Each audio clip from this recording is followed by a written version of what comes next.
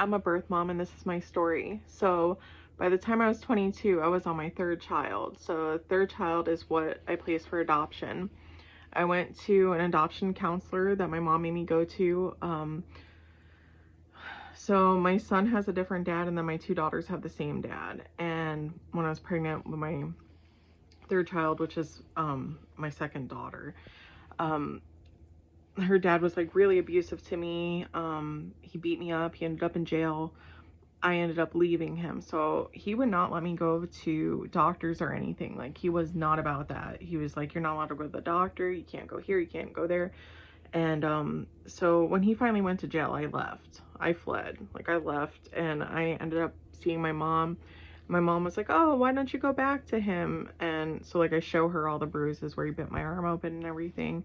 And she's just like, yeah, you need to place baby for adoption. I can't help you and all these kids. And will you go see an adoption counselor? And I was like, yeah, sure, whatever. I didn't know that she like was like, hey, you need to go place this baby for adoption. I meet with the counselor. She puts me in touch with an adoption attorney. I meet with the adoption attorney. She shows me families. I choose the one that I feel like the best was. So the first meeting we met was at 2J's in Palm Beach. We ate there. She asked me what I had been craving. I told her chicken quesadillas. She said, oh my gosh, I've been craving the same thing. She ordered the same meal that I had. She asked me what I was going to name the baby. Like, by this time, like, we knew it was a girl. I went ahead and I wrote it down on a piece of paper. She wrote it down on a piece of paper. It was the same name. So it was like, oh, this is meant to be. And we went to a 3D ultrasound and we went to Build-A-Bear with my kids. And they gave me an allowance for maternity clothes. They got new tires for my car because my car needed tires. They were pretty good to me. And anyway, so we were ending up on like good terms. Everything was fine. They told me, that they were fine with the open adoption, that they would let me see my daughter. Anyway, so I ended up having her in the hospital at 8:26 a.m. and they were saying something. They were like, oh, there's something wrong. And I was like, what's wrong? And they're like, we don't know. We got to send her to ultrasound. They send my baby to ultrasound. Turns out she had spinal bifida. So when I found this out, the doctor kept saying, I would really reconsider this adoption. Like, you shouldn't do this. Like, your baby is born with spinal bifida. Like, you shouldn't do this adoption. I started crying and they're like, well, why are you crying? Like, the adoptive parents. And honestly, like, I was crying because I love my baby. I didn't want her to have spinal bifida. I felt like it was my fault. Like, I did this to her because the guy that I was with was so abusive and would not let me go to the doctor. And I felt like, well, if I just had prenatal vitamins or folic acid and did what I was supposed to do, like, she wouldn't have ended up like this. I felt really guilty, honestly. And so when the dad asked me, I just said, oh, now you wouldn't want to adopt her, thinking like probably they wouldn't want to adopt her.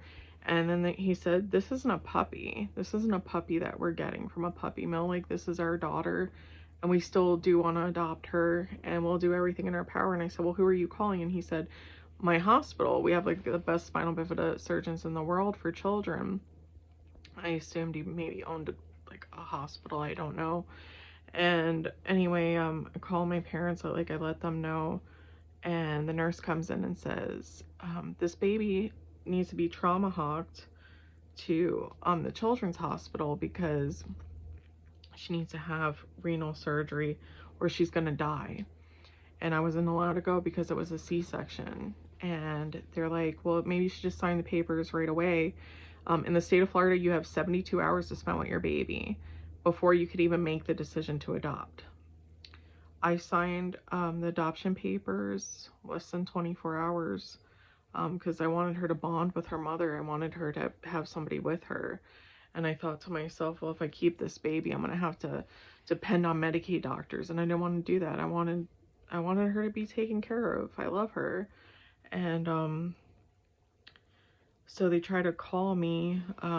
We spoke actually after her surgery, like 1 week. Oh, before that, like a court appointed person came into my room, asked me, Was I under duress or coercion or anything? Was I on any drugs? I said yes, I had drugs in my IV. They said they're going to strike that from the record. And then they just kept typing and signed the paper and boom, it was good. But after C-section, like, yeah, I had Percocet, drug, whatever it was that they gave me. And plus the nurse told me she gave me something to calm me down because I guess my heart was beating real fast, finding out she had spinal bifida and stuff. They called me a week later and they're like, oh, the baby's doing good. And I could hear her screaming in the background, but she was like with the nanny. And I couldn't, my heart was like breaking while I was hearing her cry. Like I wanted to hug her and tell her it's okay. Like, don't cry, baby. And I couldn't, you know. She was with her family.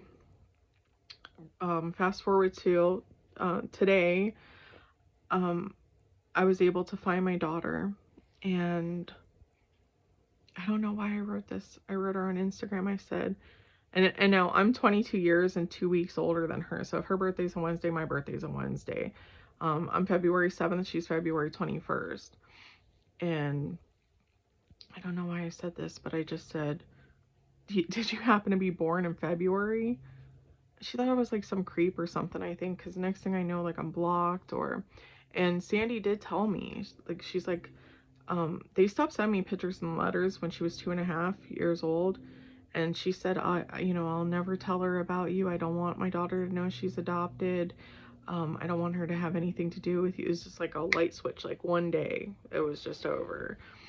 And, yeah, it hurt me. Like I have all the letters and pictures to prove to her, that me and her mom did have communications. And so anyway, I write her mom an email and I tell her, like, why did you do this to me? It was like an open adoption. And I kind of placed all the blame on myself. And I did that because I thought, if she's a narcissist, at least I'm blaming myself. You know what I mean? Like maybe she'll be vulnerable in a narcissistic moment and then like try to write me back. And she didn't write me back.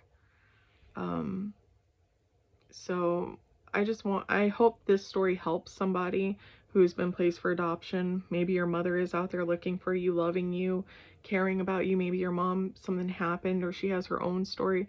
This is my story, and Giovanna, I do love you. I do miss you, but they provided you a life that I could not provide you. I mean, I've even been homeless with your siblings before, and like that killed me. So having to catheterize you and knowing you had spinal bifida and depend on Medicaid doctors, we would have never made it. We would have never made it.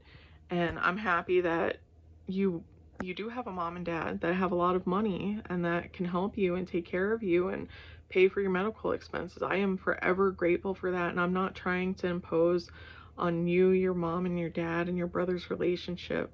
I just want you to know that you have one full biological sister and you have other siblings. So this is my story, and I hope that it helps somebody.